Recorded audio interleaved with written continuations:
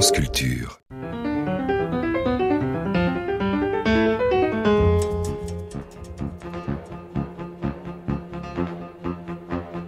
Le savant britannique qui travaillait au centre de recherche secret en matière de guerre bactériologique est mort de la peste. Cela nous ramène en plein Moyen-Âge. Et qui sont exactement les mêmes que celles dont nous fûmes comblés sans en être accablés depuis le 18 juin 40. Brian, Monsieur. donnez des ordres pour une édition spéciale. Les armées alliées à 10 lieues de Sébastopol. Les armées alliées à 10 lieues de Sébastopol. Bon. Courte et brillante campagne. Oui. Victoire et paix certaine avant l'hiver. Bien. Morale des troupes excellent. Très bien. Entente complète entre les commandements français et anglais. Bien, monsieur. Le coup d'œil sur l'histoire, le recul vers une période passée, ou, comme aurait dit Racine, vers un pays éloigné, vous donne des perspectives sur votre époque. Et vous permet d'y penser davantage, de voir davantage là les problèmes qui sont les mêmes, et au contraire les problèmes qui diffèrent, ou les solutions. Concordance des temps, Jean-Noël Jeannet.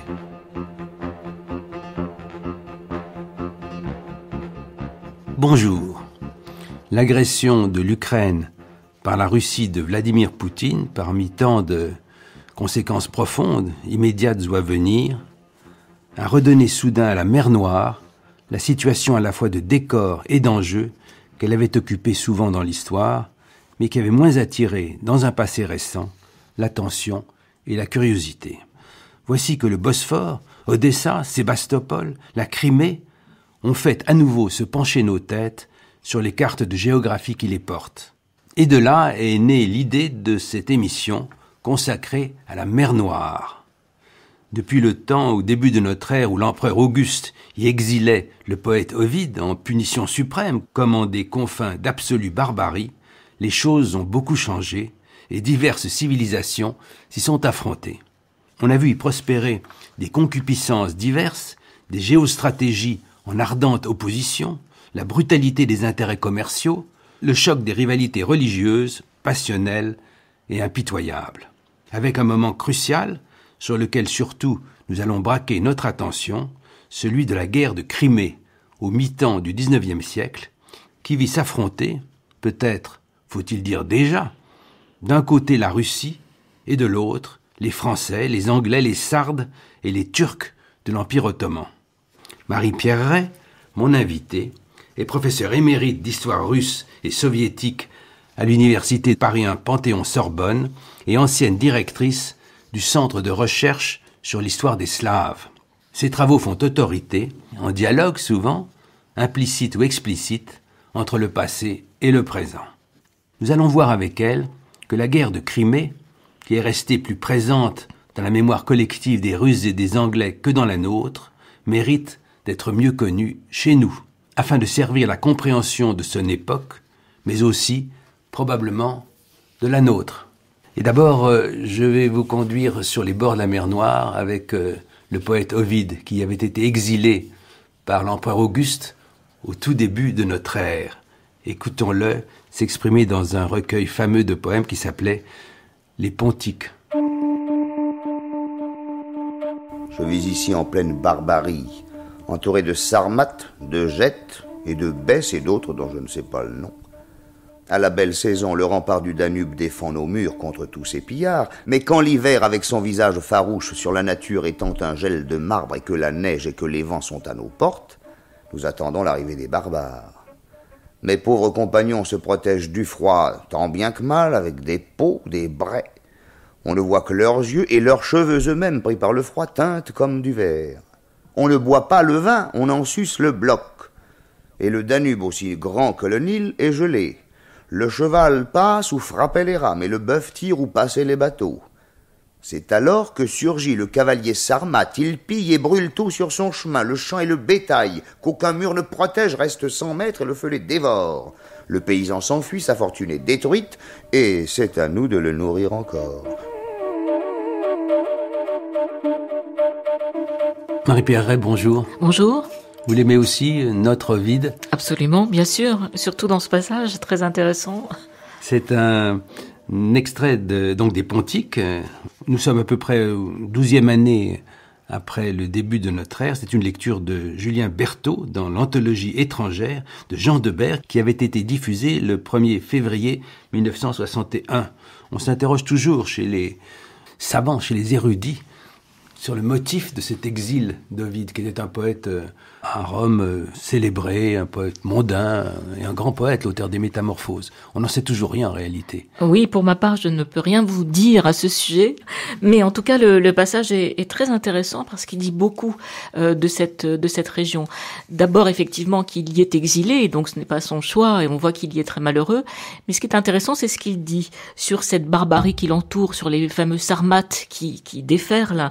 Et cela renvoie en fait à la dimension un petit peu dangereuse de cette région, puisqu'on a des nomades, ces fameux Sarmates. Et puis il mentionne aussi les conditions climatiques très dures des hivers qui en fait seront extrêmement douloureuses aussi pour nos fameux soldats, nos futurs soldats de la guerre de Crimée. Il est à Tomis, qui est aujourd'hui Constanza, où il y a d'ailleurs des troupes françaises aujourd'hui. Oui, alors la Crimée, c'est cela aussi, c'est ce contraste entre l'imaginaire que l'on a, un climat méditerranéen qui est réel, mais également des conditions climatiques très, très difficiles durant les hivers.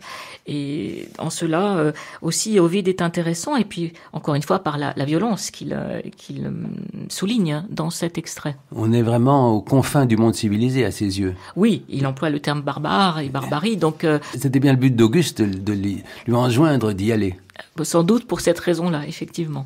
En même temps, les Grecs ont déjà, avant lui, mythifié quelque peu la région, la Tauride. Alors, en réalité, en dépit de cette image de barbarie, la région, la Crimée, a été d'ailleurs habitée depuis le Paléolithique, et elle est de nouveau habitée dans l'Antiquité grecque. Alors, on l'appelle à ce moment-là le pont Euxin, qui veut dire la mer amicale. C'est une mer sur laquelle on peut naviguer.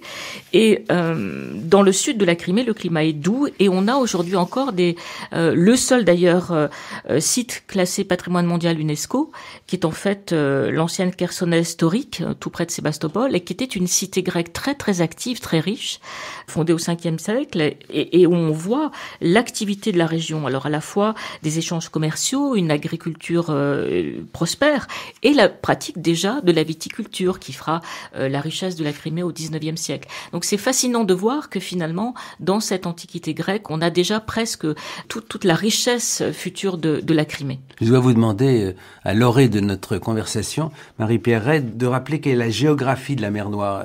C'est un espace qui correspond à peu près à 2/3 du territoire français. Oui, alors la mer Noire, c'est un vaste espace, et la mer Noire communique au sud-ouest par le détroit du Bosphore avec la mer de Marmara, qui elle-même est reliée à la Méditerranée par le détroit des Dardanelles. Les Bosphores sont évidemment constamment un enjeu. Absolument. Dans la lutte entre les puissances. Absolument, c'est un enjeu maritime et stratégique fondamental, très tôt, et je dirais jusqu'à aujourd'hui. La mer Noire est entourée de toute une série de pays qui méritent, si on part du sud avec la Turquie, autrefois l'Empire ottoman, en suivant les aiguilles d'une montre, on trouve ensuite la Bulgarie, la Roumanie, l'Ukraine, la Russie naturellement, et la Géorgie. Oui, c'est un ensemble très composite d'États qui vont progressivement émerger de manière indépendante, mais dont beaucoup, effectivement, selon l'époque à laquelle on se situe, relèvent de l'Empire ottoman, pour une grande partie d'entre eux. Alors, il faut mentionner, et c'est très important, si on fait un saut dans le temps pour expliquer ce qui s'est passé entre Ovide, si je puis dire, et de l'Antiquité grecque à Ovide et plus récemment, à partir du XIIIe siècle, la Crimée a été progressivement conquise par l'Empire turco-mongol de la Horde d'Or, qui est un des personnages que nous n'avions pas encore mentionné. Et dans cette horde d'or, on a une population turcophone, les Tatars, qui vont s'installer donc dans la région. Musulmans. Alors, ils ne sont pas au départ musulmans, mais ils vont se convertir progressivement, effectivement, à l'islam, sous l'influence de l'Empire ottoman. Et ils deviennent un protectorat de l'Empire ottoman jusqu'à l'annexion de la Crimée par Catherine II en 1783. Ce qu'on appelle un Khana, K-H-A-N-A-T. Oui, voilà, c'est cela. puisque c'est la tradition de cette horde mongole, de ces khans mongols, qui ont été très puissants, mais qui sont à ce moment-là en perte d'influence et qui vont disparaître. Et il va rester quelques poches, pourrait-on dire, héritières de cette horde d'or, dont le fameux Khana ou Khana de Crimée. Alors cette arrivée de la Grande Catherine et des Russes vers la mer Noire, avec le souhait évidemment de ne pas s'ouvrir uniquement vers le nord, le Baltique qui gelait l'hiver, cette arrivée est une date essentielle. Absolument, mais elle est un peu précédée par des tentatives que l'on observe sous Pierre le Grand. Pierre le Grand, avant Catherine, de fait, je vous propose cet extrait. Nous n'avons pas des archives de l'époque, je ne vous surprendrai pas, radiophoniques. Je vous propose cet extrait de la mini-série télévisée qui s'appelait Pierre le Grand, de Marvin Chomsky, qui remonte à 1986, avec la voix du tsar. J'entends bien bouter les Turcs hors de Russie afin que nous ayons une voie maritime vers le sud. Et si nous avons accès à la mer Noire, il nous faudra des bâtiments de haute mer, avec des quais profondes. Nous apprendrons à les construire nous-mêmes, comme nous l'avons fait pour nos bateaux de rivière. Ainsi, messieurs, nous avons là le Don et le Donets sur la rive droite. Nous sommes là, à leur confluent, et le but que nous visons est le fort d'Azov. Alors ce soir, sous le couvert de l'obscurité, nos barques équipées de canons pénétreront dans la mer d'Azov, et elles pilonneront le fort depuis cette position. Majesté. Colonel. Ne seront-elles pas exposées à des tirs venant de ce même fort? Leurs tirs n'arriveront pas à destination. En dépit de leur position. Nos agents de renseignement nous ont assuré de la vétusté du matériel turc. Vous le retrouvez là, votre Pierre le Grand, Marie-Pierre Ray? Absolument. Il est en fait le premier tsar de Russie à s'intéresser à la région, mais il va mener 2 campagnes militaires successives en 1695 et 1696 contre l'Empire ottoman, dont il a un peu sous-estimé la capacité de résistance, mais il parvient tout de même à son objectif, à savoir la prise de la forteresse turque d'Azov, qui est mentionnée dans l'extrait, ce qui va faciliter l'accès de la Russie à la mer d'Azov. Et évidemment avec en ligne de mire, si je puis dire, la mer Noire. Mais ce sont des prémices. Il ne va pas transformer ce premier essai, si je puis dire. Et c'est Catherine II, en réalité, qui va vraiment avoir une politique russe concernant la mer Noire et la Crimée. Notamment la Crimée, cette péninsule qui s'avance à l'intérieur de la mer Noire. Voilà. Et pour Catherine, en réalité, la Crimée s'intègre dans un ensemble d'objectifs très larges.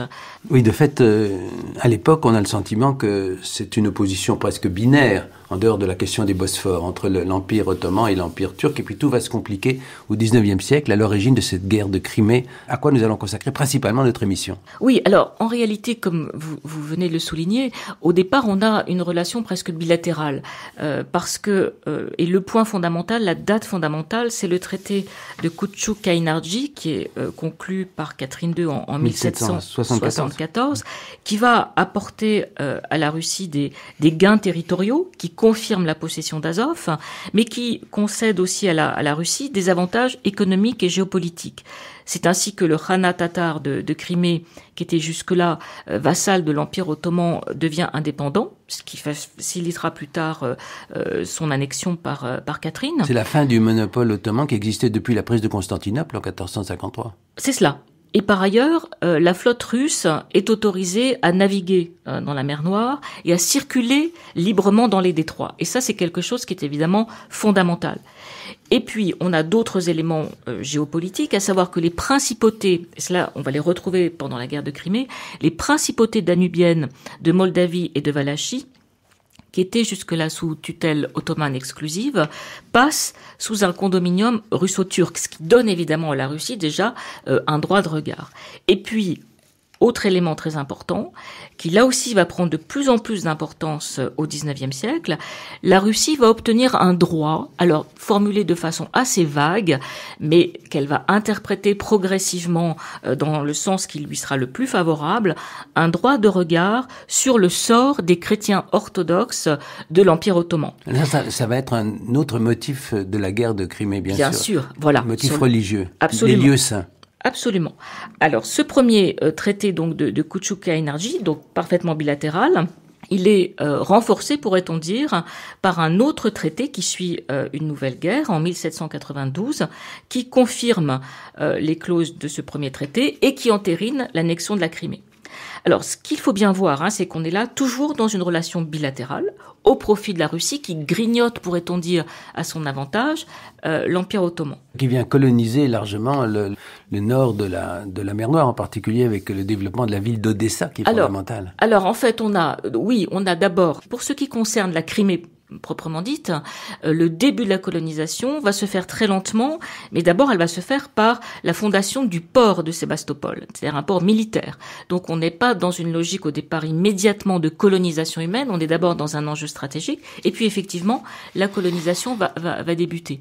Ce qu'il faut souligner, c'est qu'elle commence de manière tragique, parce que des dizaines de milliers de Tatars vont être expulsés de cette région, envoyés, pour ceux qui parviennent à partir, vers l'Empire ottoman, mais beaucoup vont être massacrés ou déportés. Les malheureux, c'est toute leur histoire, puisque Staline encore, plus récemment, les chassera de la Crimée. Recommencera en 1944 à déporter les Tatars de Crimée. Et Catherine donc va encourager un début de colonisation pour faire de la Crimée une colonie de peuplement slave, avec Russes et Ukrainiens à part égale, qui s'ajoutent aux Grecs, aux Arméniens, aux Juifs qui étaient déjà présents. Et en même temps, on a un début de colonisation des steppes conquises aux dépens de l'Empire ottoman et qui correspondent aujourd'hui au sud de l'Ukraine, dont on parle évidemment énormément aujourd'hui. Le souhait d'en faire un jardin, un lieu de haute civilisation, en faisant venir d'ailleurs des spécialistes de pays d'Europe. C'est ainsi que je vois que c'est un Flamand, Monsieur de Hollande, qui vient dessiner les plans de Odessa, par exemple. Oui, et on a Odessa va connaître un essor très important sous la houlette du duc de Richelieu, qui joue un rôle clé comme administrateur de cette région. Et le duc de Richelieu sera ensuite suivi par le comte de Langeron, donc deux Français émigrés qui refusent la Révolution française et qui sont entrés au service d'abord de l'armée russe, puis ensuite de l'administration, lorsqu'Alexandre Ier fait ce choix très judicieux d'appeler le duc de Richelieu, qui sera un grand administrateur de cette région. Alors il faut avancer maintenant et voir comment la guerre va éclater. Quelles sont les origines de cette guerre de Crimée dont nous parlons ce matin ? J'ai mentionné que les Russes avaient donc cherché à avancer aussi dans cette région en revendiquant des droits spécifiques sur la mer Noire pour contrôler les détroits. Et cela, évidemment, va de nouveau se retrouver sous le règne de Nicolas Ier, règne qui débute en 1825, où le tsar va poursuivre la stratégie très habile de Catherine II, à savoir nouer des relations bilatérales à chaque fois qu'il y a un conflit russo-ottoman qui se termine par une victoire russe. Donc on aura plusieurs traités qui vont ainsi jouer à l'avantage de la Russie, jusqu'à ce que les Français et les Anglais commencent à trouver que cette politique expansionniste russe se fait de manière déloyale, pourrait-on dire, et qu'il faut en fait commencer à y mettre un terme. Donc le jeu à deux cesse pour un jeu plus complexe avec l'arrivée des puissances occidentales. Oui, l'idée étant qu'en 1815, le Congrès de Vienne a fait le choix d'une gestion multilatérale des crises. Le concert des nations. Le concert des nations, le fameux concert des nations sur lequel finalement la paix a reposé. Mais avec ce choix d'une relation bilatérale privilégiée, soit par la menace de la force, soit par la séduction, pourrait-on dire, eh bien, la relation russo-ottomane contrevient à ce concert européen, et c'est ce qui va expliquer que les Anglais, et surtout les Français au départ, considèrent qu'il faut y mettre un terme.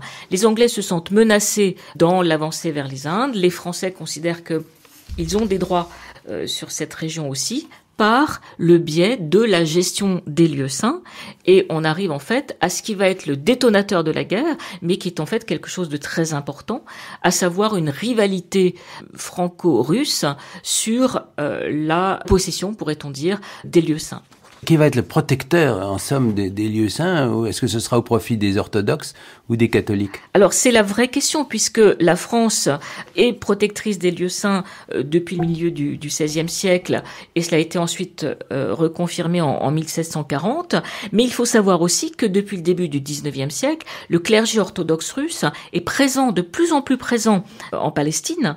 Mentionnons quand même, et c'est à son honneur tout de même, que le clergé orthodoxe a œuvré à la restauration du Saint-Sépulcre, sépulcre en 1808 et ensuite en 1842 à la restauration de l'église de la Nativité, et qu'on a de plus en plus de pèlerins russes. Et donc, on a un contraste entre la France qui se prétend protectrice des lieux saints, mais qui finalement ne fait pas grand-chose pour les conserver en l'état, et le clergé orthodoxe russe qui est très présent. Ce qui explique que le tsar considère que là aussi, il a un droit de regard, et que sur la base du traité de Koutchouk-Kaïnarji conclu par Catherine II, il a un certain droit, lui aussi, à revendiquer la présence russe dans les lieux saints. Alors comment est-ce que toutes ces forces peuvent aboutir finalement, dans le plus court terme, à cette guerre de Crimée que nous considérons ce matin? Alors, en 1852, Napoléon III obtient de l'Empire ottoman la restitution aux catholiques des clés de l'église qui lui avaient été confisquées sous la pression du tsar. Il vient de faire son coup d'État, il souhaite augmenter son prestige à l'extérieur. Et lui, effectivement, veut à la fois rehausser son prestige et puis plaire aux catholiques qui correspondent en fait à une force qui le soutient. Et dans le même temps, les Anglais, eux, veulent préserver la liberté d'action en direction des Indes. Et c'est comme ça qu'on va voir côte à côte, pour la première fois depuis Aliénor d'Aquitaine et Henri Plantagenet, depuis 7 siècles, on va voir les Anglais et les Français combattre côte à côte. Oui, et ce qui est très intéressant tout de même, c'est que avant que la détonation se produise, si l'on peut dire, les Russes ont cherché à se rapprocher des Anglais. Et ils ont proposé, en janvier-février 53, aux Anglais une sorte de partage de l'Empire ottoman. Et les Anglais vont refuser. Et ça, c'est un élément très intéressant sur le plan géopolitique, parce que, effectivement, pour la première fois depuis longtemps, on va avoir une alliance, pourrait-on dire, franco-anglaise, alors que les Russes pariaient sur un rapprochement anglo-russe. Ce rapprochement franco-anglais va devenir une alliance militaire. Cette alliance va devenir effective suite à tout un enchaînement de circonstances, et en particulier lorsqu'en février 53, les Russes envoient un émissaire qui s'appelle le prince Menchikov pour obtenir un renforcement de ce protectorat. Les Ottomans disent non, et c'est ce qui va développer les prémices du conflit. Donc, les Français et les Anglais entrent en guerre suite au désastre que l'Empire ottoman a connu avec la destruction de sa flotte à Sinope en novembre 53. Donc on ne peut pas l'abandonner à son sort en face des Russes. C'est cela. Et c'est ce qui va expliquer la mobilisation et le début des opérations sur plusieurs fronts, puis ensuite en Crimée.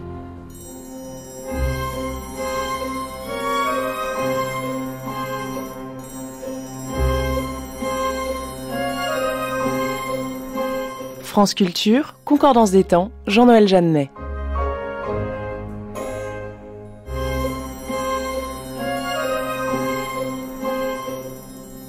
Alors il faut que maintenant, Marie-Pierre Ray, à partir de l'analyse si claire de ces origines de la guerre, que vous nous en décriviez les étapes. Qu'est-ce qui s'est passé en termes militaires, et après nous en verrons toutes les conséquences sanitaires, culturelles et autres. Il faut d'abord savoir qu'on parle toujours de guerre de Crimée, mais qu'en réalité, cette guerre s'est jouée sur plusieurs théâtres d'opération. Elle est loin de s'être limitée à la Crimée.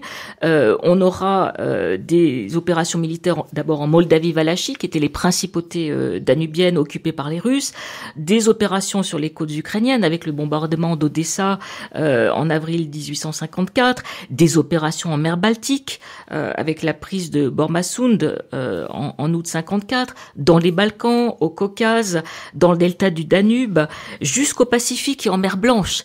Donc c'est dire à quel point le théâtre a été vaste. Mais la Crimée. Voilà. Mais qu'est-ce qui s'y passe ? Tout va en réalité se cristalliser en Crimée lorsque les Alliés décident de déplacer justement les opérations vers la Crimée pour en finir avec Sébastopol, qui est la seule base navale militaire russe en mer Noire.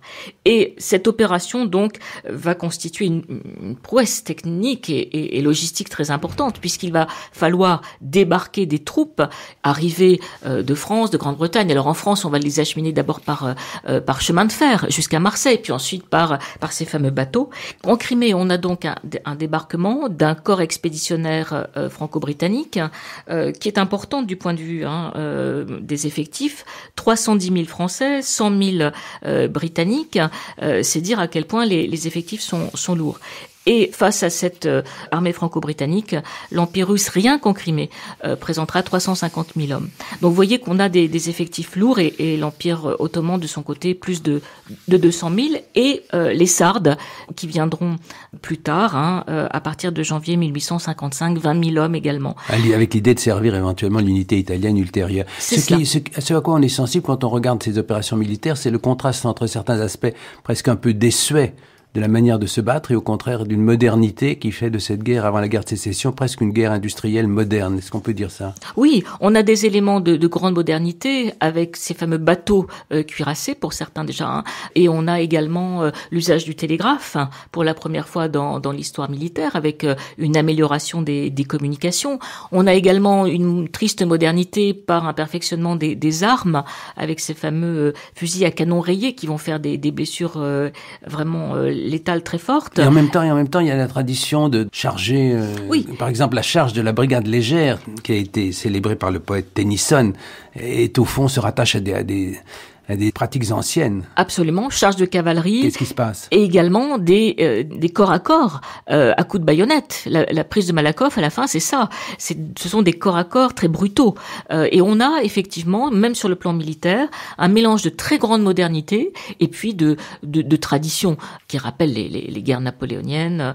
Et cela aussi, c'est important. Cette guerre de Crimée est tout en contraste, en réalité, et en paradoxe. Au départ, on a un certain nombre d'opérations militaires qui débutent en Moldavie-Valachie. Puis ensuite, on va avoir le point central, le point nodal, qui sera le débarquement en Crimée. Les Alliés débarquent en Crimée près de Patoria, dans le but au départ de détruire Sébastopol, qui est donc cette fameuse base navale. Et ce qui est intéressant, c'est qu'ils vont débarquer avec Moussa Giray, qui est un ancien tatar, et donc on revient à l'origine tatare de la Crimée. Et dans le sillage de la présence de cet homme, un certain nombre de Tatars vont aider les Alliés en fournissant des renseignements en matière d'espionnage, en servant de guide aussi. Mais en retour, ils seront victimes des violences cosaques, ce qui va ajouter encore un élément tragique. Beaucoup de Tatars civils vont être victimes de cette violence. Dans l'histoire, c'est un long martyrologe, l'histoire des Tatars. Absolument. Alors, débarqués à Eupatoria, donc les troupes vont se diriger vers Sébastopol, et la première grande bataille, c'est la bataille de l'Alma, 20 septembre 1854, qui est une victoire alliée, coûteuse, mais où vont s'illustrer les zouaves de la division Bosquet. L'Alma, c'est un fleuve. Oui. Les troupes alliées vont se heurter à l'armée russe à la bataille de l'Alma, le 20 septembre 1854, sur le fleuve Alma. Et c'est une victoire alliée, mais très coûteuse en vies humaines, puisque on aura quand même la mort de 2000 Britanniques, de 1300 Français, mais de près de 6000 Russes. Donc c'est vous dire l'ampleur des pertes à chaque fois. Et c'est une ouverture vers Sébastopol, dont le siège commence en octobre 1854, avec le début des premières tranchées alliées qui va durer 11 mois, jusqu'à ce que le général français MacMahon, avec ses zouaves encore, s'empare de la redoute de Malakoff. C'est là qu'il a eu le fameux mot « j'y suis, j'y reste ». Oui, parce que cette prise avait été tellement difficile. C'était la deuxième tentative en juin 55, une première tentative très coûteuse en vie humaine, là aussi avait échoué, d'où la deuxième tentative en septembre. Ça fondera d'ailleurs la notoriété de MacMahon et le conduira à la présidence de la République dans les années 70 après la défaite contre la Prusse. Oui, parce qu'il s'est montré extrêmement valeureux et courageux à Malakoff. Alors, pendant, si je puis dire, que le siège se déroule, on aura un certain nombre d'opérations. Vous avez déjà mentionné la triste charge de la brigade légère. Cette opération, en fait, folle, illogique, et qui sera célébrée comme un acte d'héroïsme.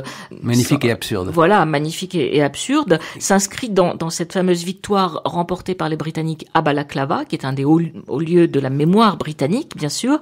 Mais pour autant, ce n'est pas une victoire décisive, et c'est tout le problème de ces batailles successives, c'est qu'elles ne sont jamais décisives. Puis on aura la bataille d'Inkerman, très importante pour l'entente franco-britannique, parce que les Anglais y étaient en difficulté, et ils ont été secourus par les Français. Elle se situe le 5 novembre, et c'est le début de cette entente cordiale sur le terrain, car l'entente militaire n'a pas toujours été facile entre les Français et les Anglais, mais à Inkerman, elle se scelle dans le sang, et ça c'est quelque chose d'important. On dépasse le souvenir de Waterloo, en somme, Marie-Pierre Héret. Absolument, et c'est pour cela que c'est un acte fondateur dans la mémoire collective. Il y a une visite à ce moment-là, dans ce même moment, de la reine Victoria en France, d'où l'avenue Victoria qui existe encore. Voilà, on est là en pleine réconciliation, pourrait-on dire, franco-britannique. Et puis on aura aussi la bataille de Patoria en février 55, qui voit le succès des troupes ottomanes, et mentionnons tout de même, parce que c'est celle où les Sardes vont s'illustrer, la bataille de la Tchernaya en août 55. Alors, un ensemble de batailles, mais qui finalement n'aboutissent à rien de déterminant, d'où finalement l'apothéose, mais qui sera le moment le culminant, mais le plus dur aussi, qu'est cette prise de Malakoff, qui était un ouvrage fortifié extraordinairement difficile à prendre, et qui va se terminer par le succès définitif des Zouaves de MacMahon, pourrait-on dire. Ce qui aboutit au traité de Paris, qu'il faut, Marie-Pierre Héret, résumer, c'est qui met fin à la guerre de Crimée. Oui, alors le traité de Paris est très important parce que ce fameux traité de Paris conclut le 30 mars 1856 au Quai d'Orsay. Et donc c'est un triomphe évidemment pour la diplomatie française sur le plan symbolique, puisque ça se joue à Paris. Et Napoléon III efface en quelque sorte Waterloo et toute la fin sombre de Napoléon Ier. Et il marque donc, ce traité de Paris, le retour de la diplomatie française sur le devant de la scène, le recul de la Russie et le retour à une gestion internationale des crises. Et ça, c'est très important. On en a fini avec cette relation privilégiée. Liberté de la circulation, évidemment, dans les détroits. Oui. Alors, les Russes sont écartés des détroits, ce qui va rassurer les Britanniques. Il n'y aura plus d'arsenaux et de places fortes militaires dans les détroits. L'intégrité de l'Empire ottoman est également garantie par les signataires de l'accord, donc on a un regard multilatéral sur l'avenir de l'Empire ottoman et non plus bilatéral. Les Russes ne peuvent plus prétendre avoir des droits spécifiques sur les chrétiens orthodoxes. Et on a également la reconnaissance donc de l'autonomie des provinces danubiennes, et puis aussi l'internationalisation du Danube. Et il faut noter quand même une certaine modération malgré tout, puisque les Anglais voulaient aller plus loin. Ils auraient voulu rendre la Crimée à l'Empire ottoman et une partie du Caucase, mais cela n'aboutira pas. Les Français et les Autrichiens plaidant pour un peu plus de modération vis-à-vis des Russes. Je ne sais pas si Poutine sait que il y a eu un risque que la Crimée devint ottomane. Sans doute pas. Sans doute pas. Il est important aussi de dire que la question de l'unité italienne sera également abordée au Congrès de Paris suite à l'engagement des troupes sardes dans le conflit. Il y a dans ces conséquences de cette guerre un isolement clair de la Russie, et pourtant, peu de temps après, en somme, on va trouver l'alliance franco-russe. Oui, la Russie en fait est isolée. Elle se retrouve isolée, d'autant plus qu'elle n'a pas été soutenue dans la guerre par ses alliés traditionnels qui étaient l'Autriche et la Prusse. Et ce sentiment de trahison va être un élément non négligeable de son revirement, de sa révolution copernicienne que sera, si je puis dire, l'alliance franco-russe des années 1890. D'où le pont Alexandre III. Absolument. Je voudrais maintenant, Marie-Pierre Héret, que nous considérions de plus près la façon dont cette guerre s'est développée, en particulier ses relations avec l'opinion publique. C'est un moment essentiel, et il y a le cas en particulier des conflits entre le commandement britannique et les correspondants de guerre, notamment le fameux Russell, correspondant du Times, qui est le premier à rendre compte, longtemps avant l'Albert Londres de 1914, à rendre compte de la guerre dans sa cruauté, dans sa réalité, à la grande fureur d'ailleurs des chefs militaires. Écoutez donc cette évocation radiophonique de Maurice Kéroul, qui remonte à juin 1966 sur France Inter, et qui évoque le rôle de ce Russell, qui intervient à un moment où précisément la presse est en train de gagner en Angleterre vraiment une liberté à peu près complète. On supprime le droit de timbre, la censure est tout à fait disparue. Écoutons. Entrez. Bonjour, général. Bonjour, monsieur. Monsieur William Howard Russell, je vous l'ai dit quand vous avez débarqué à Scutari, j'aurais préféré voir le diable. Tiens. Aujourd'hui, je dois constater que mes craintes n'étaient que trop justifiées. Les articles que vous adressez au Times, cette agressive feuille radicale... La seule qui ne publie pas que des bulletins de victoire. Ces articles, dis-je, peuvent jeter le trouble dans les esprits. Mais j'y compte bien. Et avoir les conséquences les plus graves. Monsieur William Howard Russell, je pourrais vous donner l'ordre de regagner vos foyers. Je ne veux pas en venir là. Je vous invite cependant à plus de modération. Votre qualité de correspondant de guerre ne vous donne pas tous les droits. Général, je n'en réclame qu'un. Celui de dire la vérité. Mais la vérité... Serait-il faux, par hasard, que sur de sinistres rafiaux, baptisés navires hôpitaux, et tout juste bon à transporter 200 hommes, on ait entassé plus de 1500 malades et blessés, abandonnés à eux-mêmes et privés des soins les plus élémentaires? Enfin... Serait-il faux que dans cette caserne de Scutari, que vous ont généreusement abandonné les Turcs, et que l'on a transformé en hôpital, il n'y ait ni chaise, ni table d'opération, que des blessés demi-nus couchent à même des planchers crasseux et souillés de sang, qu'on y manque de médecins, de chirurgiens, d'infirmières? Serait-il faux que nos soldats meurent de faim parce que de stupides complications administratives empêchent de débloquer des stocks de victuailles qui nourrissent les rats ou pourrissent dans les magasins? Je n'ai dit que cela, général. Cela sonne juste pour vous, Marie-Pierre Ray, ce dialogue imaginaire? Oui, absolument. Parce que, de fait, Russell, en tant que correspondant de guerre, va jouer un rôle extrêmement important dans la sensibilisation des opinions publiques à la tragédie que vivent ces hommes embarqués dans des conditions difficiles et soumis à des épidémies, entassés sur des bateaux qui finissent par être des bateaux mouroirs. Et il a été un des premiers à dénoncer tout cela avec beaucoup de conviction dans ses articles du Times. Un des généraux lui dit « Si les soldats furieux vous lynchaient, je ne serais pas surpris. » Oui, mais en réalité, il va jouer un rôle très important parce que cette prise de conscience permettra aussi une amélioration des déficiences du service des santé. Donc les soldats, en tout cas ceux qui seront rescapés, lui devront beaucoup. Ce qui est intéressant, c'est aussi de souligner, au-delà de Russell, que pour la première fois, cette guerre de Crimée fait l'objet de relations dans la presse et d'une mobilisation des opinions publiques.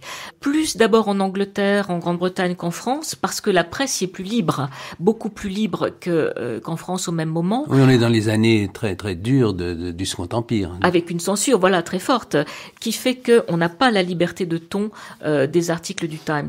Mais l'information va quand même circuler.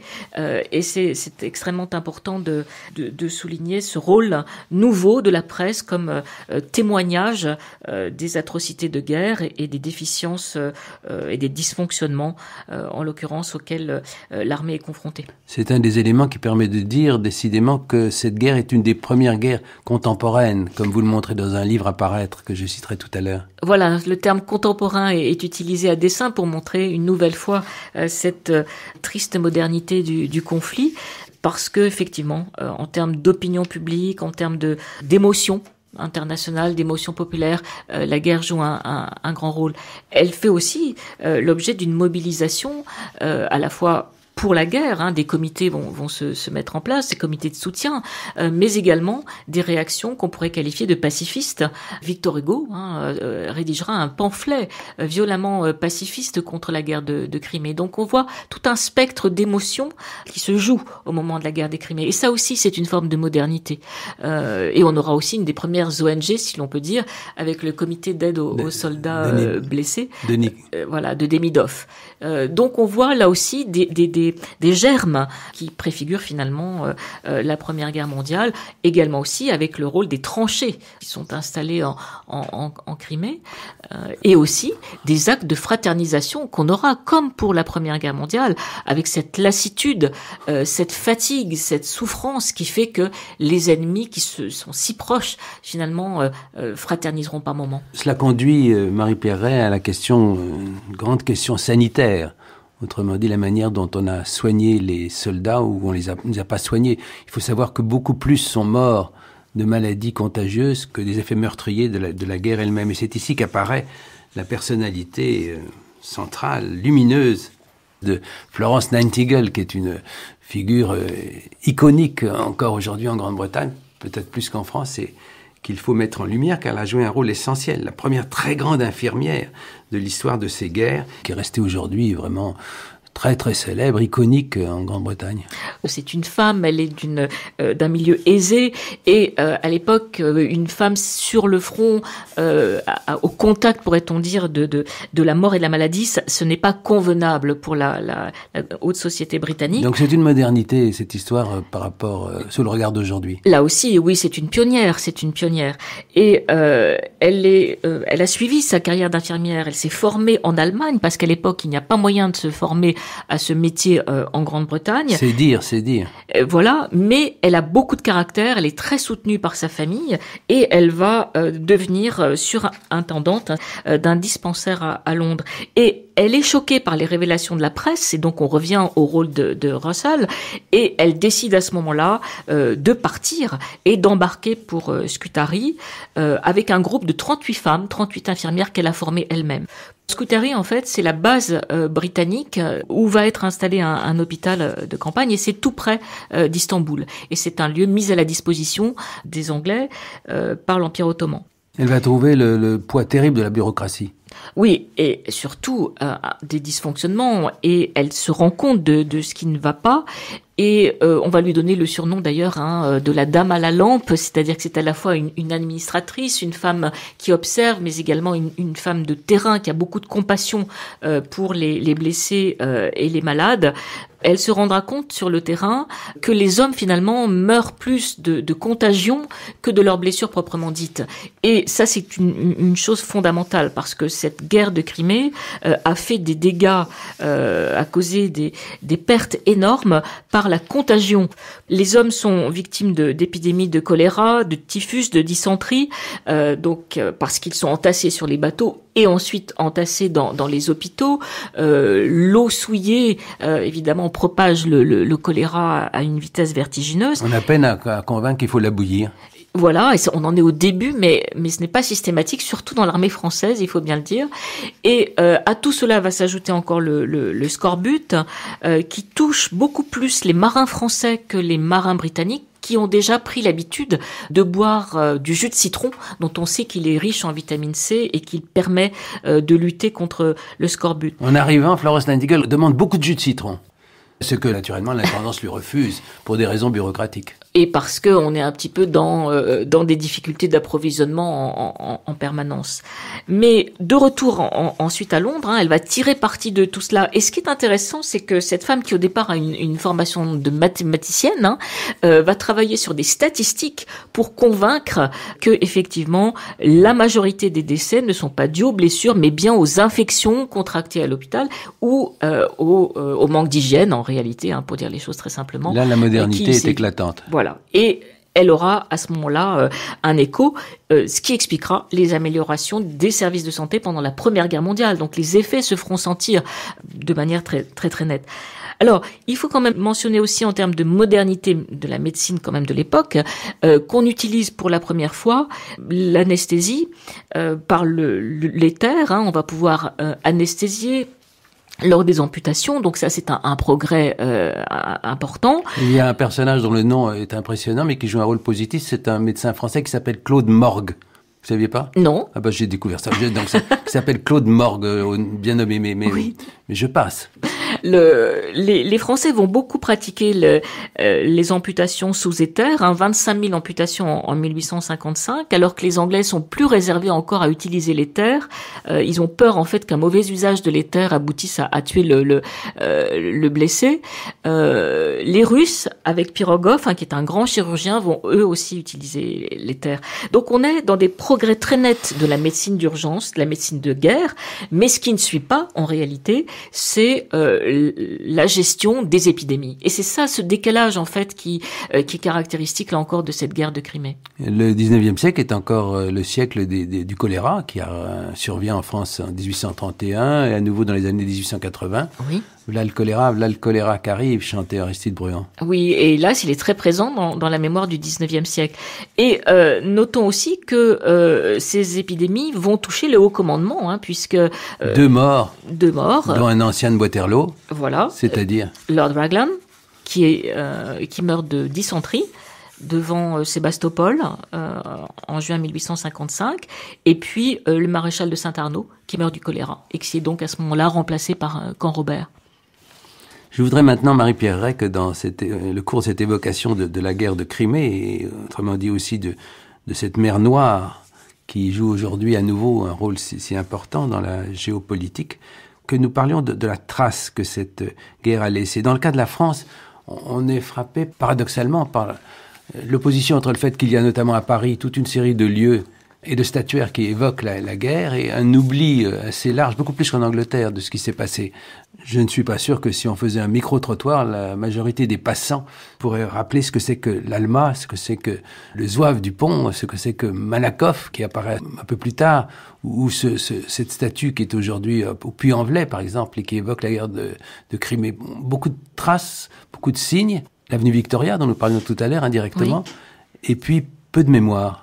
Alors c'est vrai que la toponymie parisienne et également française a célébré la guerre de Crimée, les victoires, Malakoff, Alma, Sébastopol, le boulevard Sébastopol, tous ces hauts lieux qui sont entrés dans la mémoire collective, mais qui finalement n'ont pas perduré. Effectivement, on a quand même un peu oublié ce qu'était cette guerre de Crimée, d'où l'intérêt de certaines publications récentes, comme le dossier récemment paru dans la revue L'Histoire. Oui, je suis content que vous lui rendiez hommage. C'est un numéro de février dernier qui doit être encore tout à fait disponible. 36 pages consacrées à la guerre de Crimée avec votre collaboration, celle aussi de Macha Serovic, voilà. Très précieuse, celle de Claire Fredge qui parle de la santé et votre propre contribution sur les vagues de la mémoire russe, car on s'aperçoit en vous lisant que cette mémoire a été très différente évidemment de celle qui a pu être nourrie en Grande-Bretagne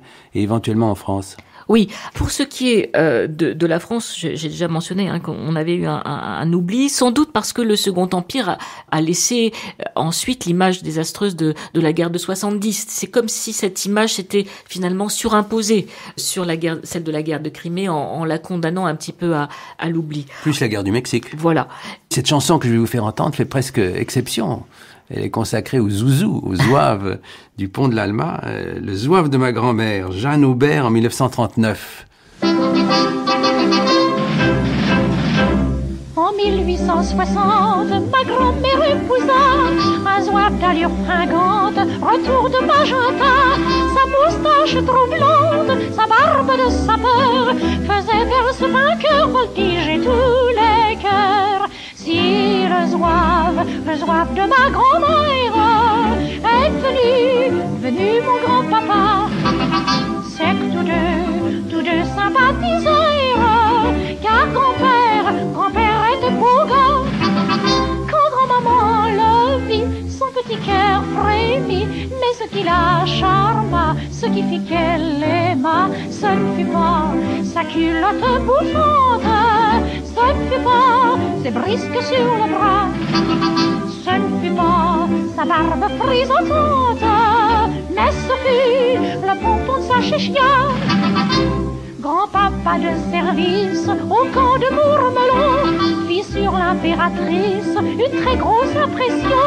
Par un charmant caprice, l'empereur elle exigea qu'on sculpte un grand-papa, c'est le zouave du pont de l'Alma. Si le zouave de ma grand-mère est venu mon grand-papa, c'est que tous deux sympathisèrent, car grand-père était beau gars. Quand grand-maman le vit, son petit cœur frémit, mais ce qui la charma, ce qui fit qu'elle l'aima, ce ne fut pas sa culotte bouffante, ce ne fut pas ses brisques sur le bras, ce ne fut pas sa barbe frisotante, mais ce fut le pompon de sa chichia. Magenta, c'est une légère erreur historique, il s'agit de la bataille de la guerre d'Italie. Mais en dehors de cela, vous le retrouvez, votre zouave, Marie-Pierre Ray ? Oui, j'aime beaucoup cette chanson qui aligne tout vraiment les stéréotypes de la guerre de Crimée, mais qui en même temps lui rend hommage, puisqu'on voit défiler tous les noms, mais surtout on voit la figure du zouave. Alors les zouaves, l'armée d'Afrique. Ce sont des Kabyles. Alors oui, les zouaves sont des Kabyles qui sont dirigés par des sous-officiers et officiers français, mais qui jouent donc un rôle fondamental dans cette guerre de Crimée et qui vont s'illustrer en particulier particulier dans la prise de la tour de Malakoff, l'ouvrage fortifié dont on a déjà beaucoup parlé. Il faut savoir que 3 des 7 régiments qui participent à la prise de la tour sont des régiments de zouaves. Et MacMahon donc va conduire des zouaves dans cette fameuse charge, d'où ce mythe du zouave avec sa culotte bouffante. Et il y a aussi tout l'exotisme que l'on repère suite à la conquête de l'Algérie, et qui est cet imaginaire qui commence avec le Second Empire et qui va s'affirmer de plus en plus dans les années qui suivent, avec dans cette chanson qu'on retrouve les brises, la culotte bouffante, la chéchia, tout un ensemble d'images qui font, pourrait-on dire, le zouave, et qu'on va retrouver dans le zouave du pont de l'Alma, qui est une statue de Georges Diebold, construite en 1856, donc très récemment après le conflit. C'est de nouveau un hommage aux combattants courageux qui prennent Sébastopol. La chanson était de Jacques Bataille-Henry pour les paroles et Henri Verdun pour la musique. Il faut que nous parlions maintenant de la mémoire en Angleterre et en Russie. En Angleterre, elle est plus forte qu'en France. Oui, alors en Angleterre, elle est restée plus forte, à la fois parce qu'il y a les épisodes tragiques comme la charge de la cavalerie légère qui ont fait l'objet d'un poème, mais également Tennyson. Le poème de Tennyson et un film très célèbre.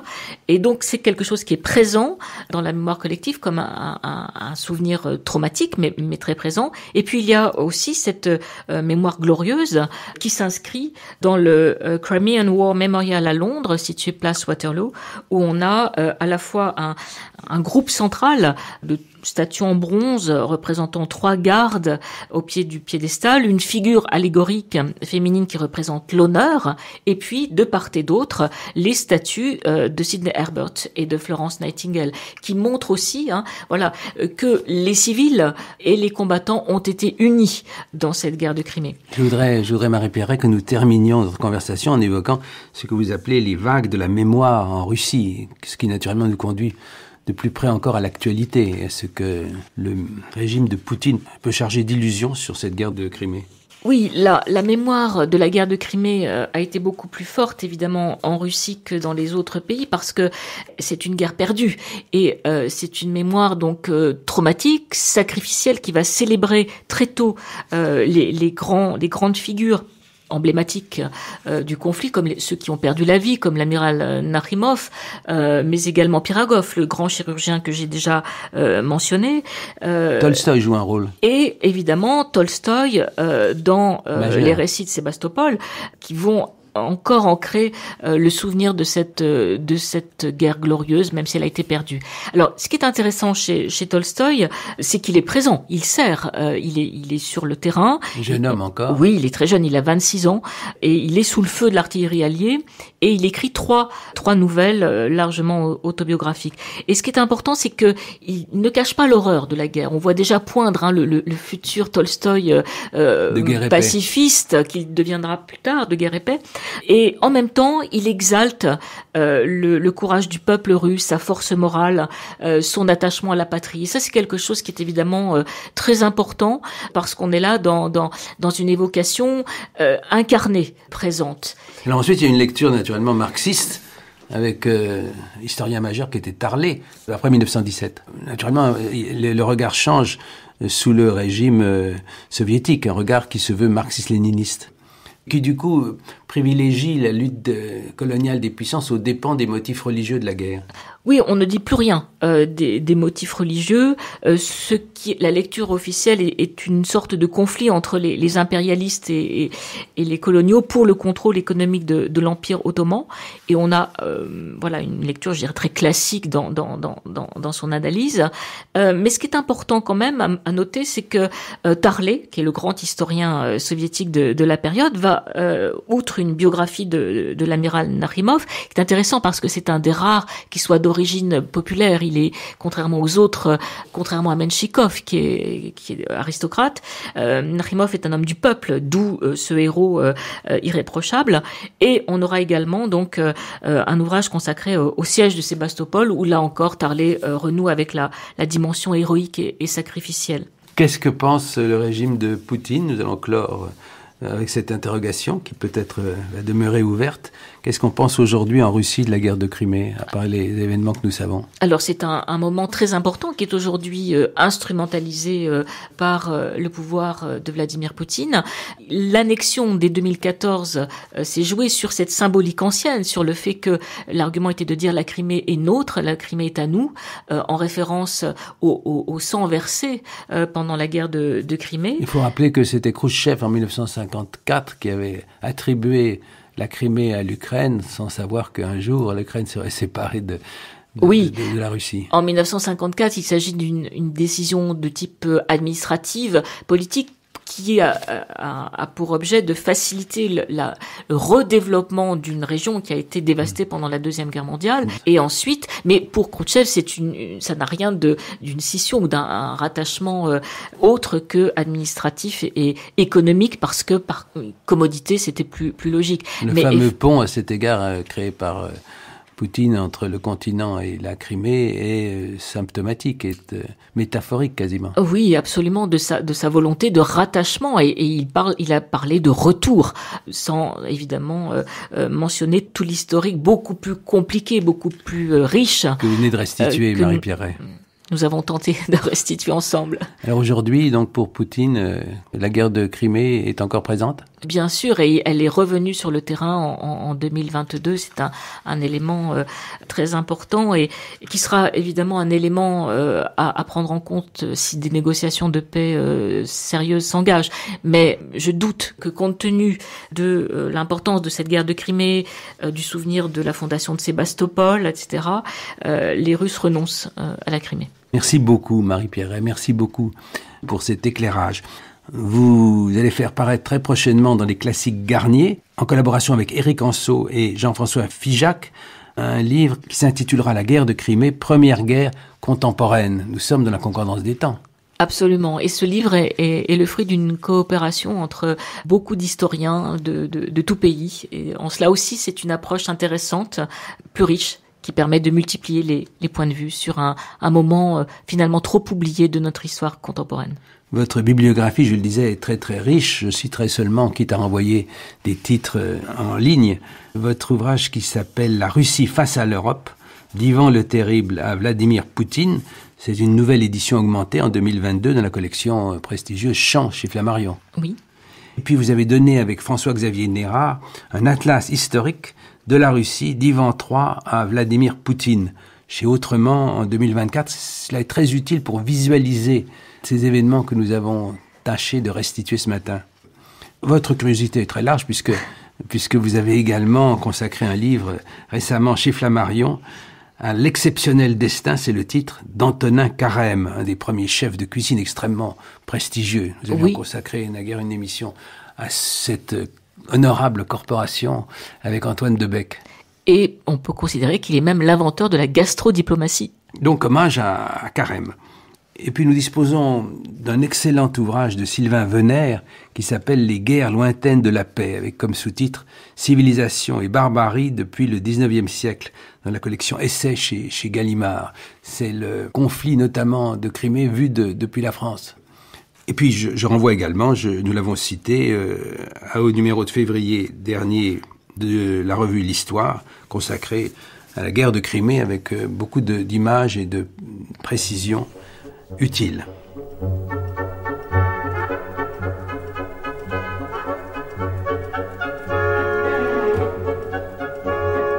C'était Concordance des temps, une émission de Jean-Noël Jeannet, préparée par Jeanne Guéroux, réalisée par Vincent Abouchard, avec Laurent César à la prise de son, Nathalie Rouvillain à la discothèque et Hervé Evano pour les archives de l'Institut national de l'audiovisuel.